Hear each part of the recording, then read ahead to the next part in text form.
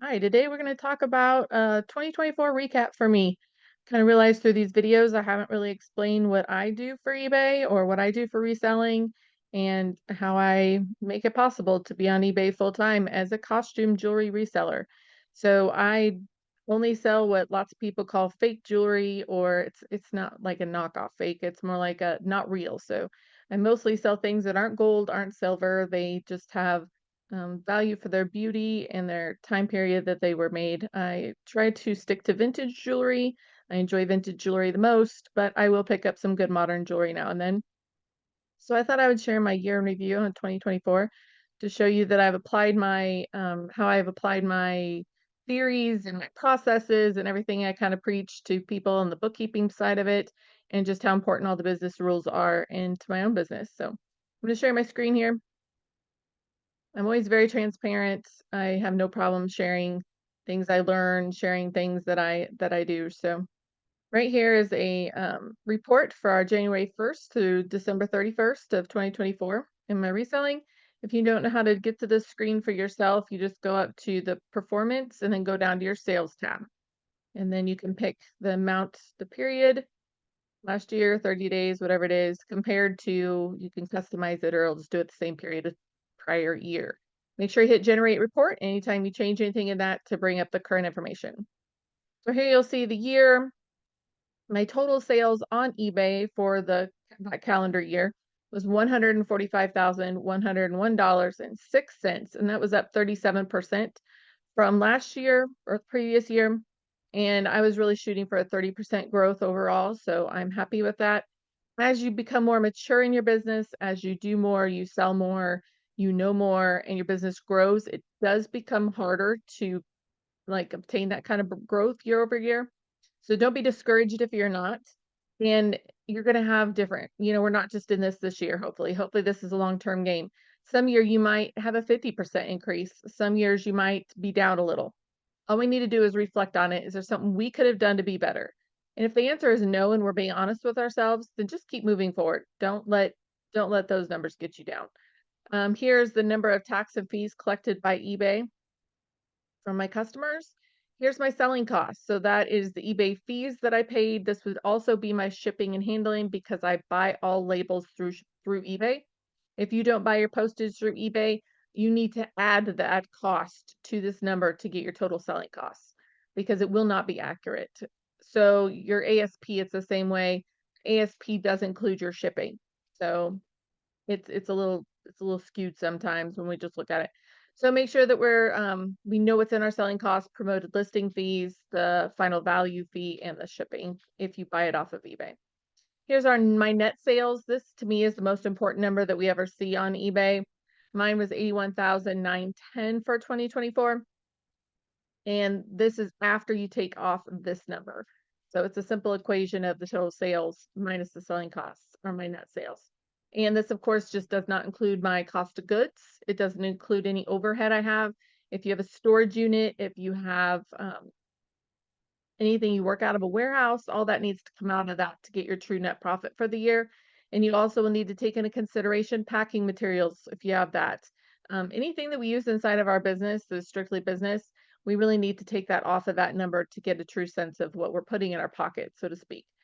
So this number here, I would like to see it hit 100K next year. I absolutely think I can do it. And my total sales here, I'd like to see it hit 200K next year. I really do think I can make those numbers.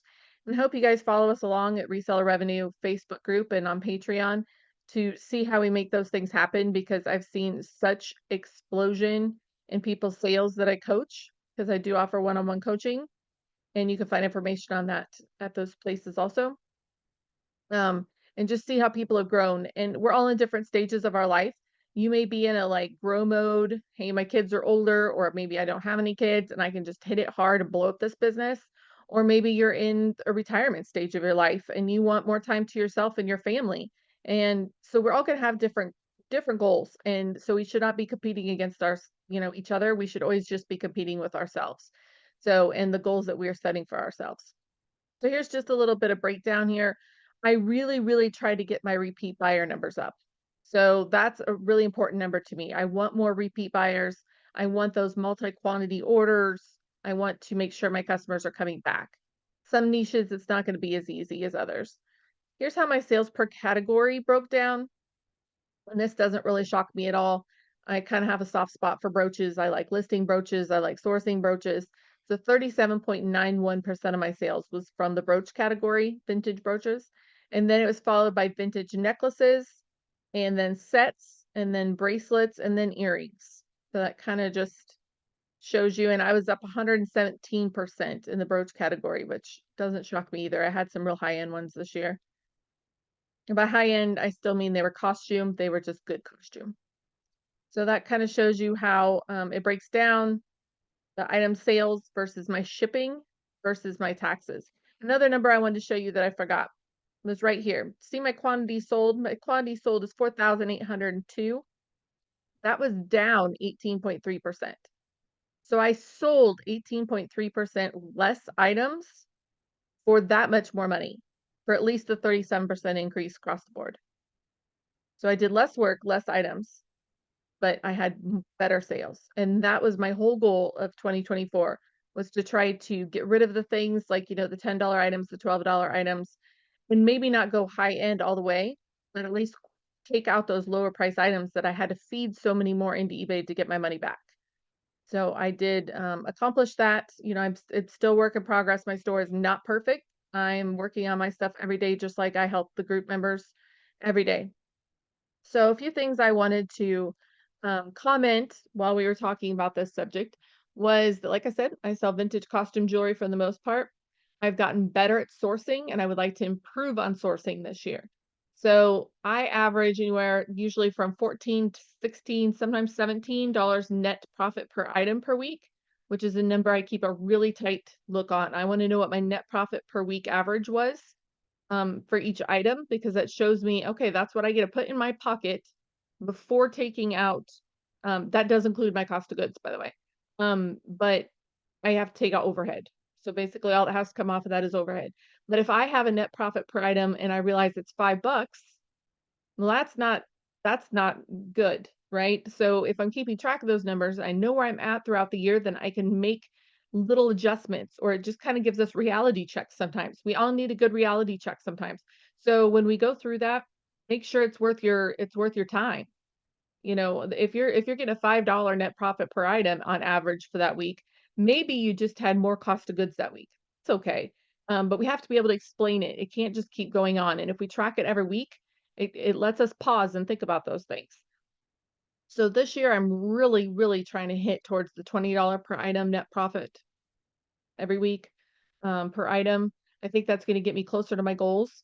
It's also it's probably going to push that quantity sold number down a little bit, which is okay, and bring up my net profits. So that's the name of the game here. So I also want to keep my 25 a day listing. I list 25 different jewelry items every single day, 7 days a week. And it is a rarity that I miss. Twice a year, I do usually go out of town, and then I schedule to launch 5 items per day minimum while I'm gone. Not ideal. And I do see a decline in my sales for about 50% when I do that. So I expect that. I plan for it. It's part of my business plan. It's just like taking unpaid vacation, I guess, from corporate America. And if I'm on top of it, then I should be scheduling more closer to my listing goal a day while I'm gone. But I don't always do that. I'm human too.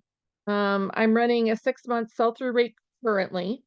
I always had about a 90-day sell-through rate before I changed my listing goal to 25. So when my listing goal is more in the 15 to 20 a day range, I ran a 90-day sell-through rate all the time. But as I increased my listing goals this year and started doing that, my store grew fast. eBay didn't know what to do with me, didn't know what kind of traffic to give me, and it's taken a little while. I changed that in May or June, so it's taken me a good 6 months to get to where now I'm up to pretty solid 6-month sell-through rate, but I'd really like to get it closer to the 90 days. So my goal is I'm not going to increase my listing goal again until I can get my sell-through rate closer to that 90-day mark. The last thing I want is a big bloated store that's not moving. I want things constantly moving through, which brings me to the next point. I do always run a aged inventory markdown, which there is a video on our YouTube about that. I think I labeled it aged inventory markdown for eBay video, and it shows one of the things I do is I manually decrease by a certain percent every 2 weeks, and I found that to be the best way to get me down to my correct sell-through rate. I don't feel like a lot of things have to hang in there till the end, but it just kinda makes me not, be looking at the same. I don't want things in my store after a year. I actually take them all out after a year. Nothing is over a year old in my store. That's what works best for me. That doesn't mean that's what works best for you. You have to find what works best for you.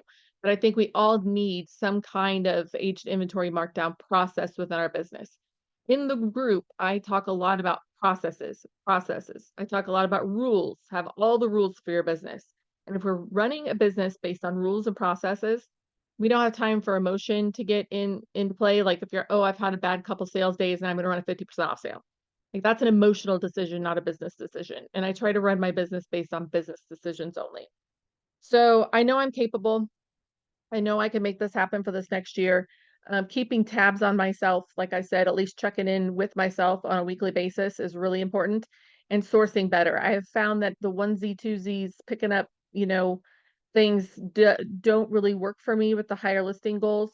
So buying out estates of jewelry works really good.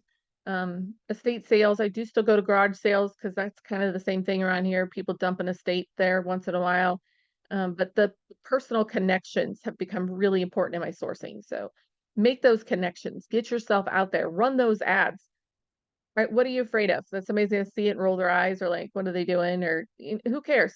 Get it out there. Like I run Facebook ads. I run ads everywhere. I want everybody to know I'm the jeweler lady. If you have jewelry to sell, I'm here to buy it. So also position yourself financially so that you can make those buys when they come up. I've had some great opportunities this year, and if I hadn't set myself up financially to make those big buys, I would have never got those opportunities. And you never know when that one opportunity is just going to change your business in a whole nother direction. And I want to be there. I don't want to look back and think, well, gosh, what if? There shouldn't be any what ifs. We want to do right now. So we want to do, let's look ahead. Let's plan ahead. So just a little bit about me and my journey in 2024 and kind of the business I run and the guidance that I try to show in my individualized coaching and in Reseller Revenue Facebook group. So please like, please subscribe, please comment below. I want to know how your 2024 went. I want to know what you're going to do different in 2025. And I'm looking forward to doing it right along there with you. So thanks. Join us on our Facebook and our Patreon.